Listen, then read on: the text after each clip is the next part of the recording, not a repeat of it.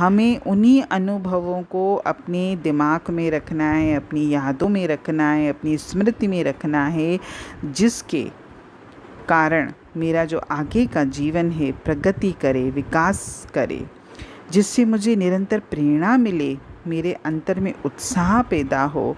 सुखद उत्साहवर्धक अनुभवों को जब हम याद करते हैं तो हमें अपने आगे के जीवन के लिए प्रेरणा मिलती है।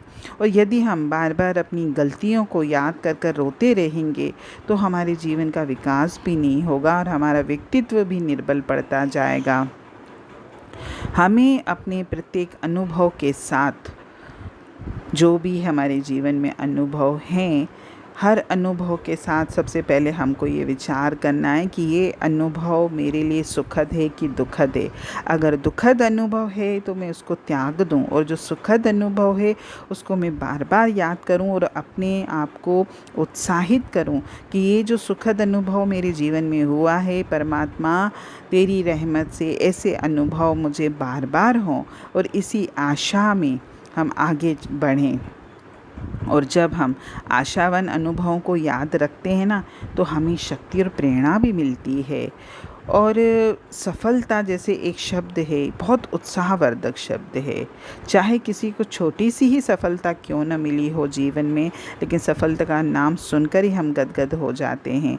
तो हम बार बार जीवन में जिन जिन कार्यों में सफल हुए हैं उन कार्यों को बार बार याद करें, ताकि हम आगे भी सफलता प्राप्त कर सकें, ना कि उन असफलताओं को सोच सोच कर निराश होते रहें कि मैं किसी काम का नहीं हूँ, मैं कुछ नहीं कर सकता, मुझे कुछ नहीं मिल सकता। तो ये याद नहीं करना। सफलता की प्रत्येक याद हमारी अमूल्य निधि है। हम अपनी सफलता के छोटे बड़े अनुभवों को इकट्ठा करके आगे बढ़ेंगे तो हमारे समान तो कोई धनी व्यक्ति है ही नहीं, क्योंकि जिसके विचार मतलब जो विचारों से धनी है, उसके सामने संसार के धन वाले धनी का तो कोई मुकाबला ही नहीं है। यानी हमें पैसों का धनी नहीं बनना है, हमको विचारों का धनी बनना है। हमें पैसों की संपत्ति, रुपए पैसे की संपत्ति नहीं जोड़नी है, हमें विचारों की संपत्ति जोड़नी है।